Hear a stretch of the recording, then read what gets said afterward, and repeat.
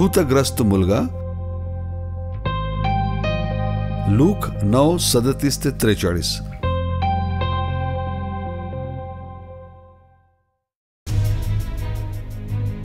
दुसऱ्या दिवशी डोंगरावरून खाली आल्यानंतर एक मोठा जनसमुदाय येशूंना येऊन भेटला.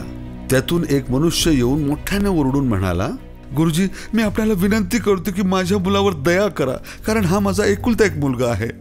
त्याला कोणी एक आत्मा धरतो आणि तो एकाएकी ओरडतो. मग तो त्याला असं पिळतो की त्याला फेस येतो आणि त्याला पुष्कळ ठेचतो. तो त्याला सोडत नाही.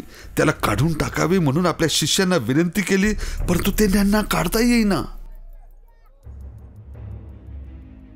येशूने उत्तर दिले, विश्वासहीन आणि कुटील पिढीचे लोक हो, मी कोठभर तुम्हा बरोबर राहू आणि तुमचे सोसू. आपल्या मुलाला इकडे आण. तो जवळ येत आहे. इतक्या भूताने त्याला आपटले आणि पिळून टाकले. पण येशूने त्या अशुद्ध आत्म्याला धमकावले आणि मुलाला बरे करून त्याच्या बापाला परत केले. देवाचे हे महान सामर्थ्य पाहून सर्व लोक थक्क झाले.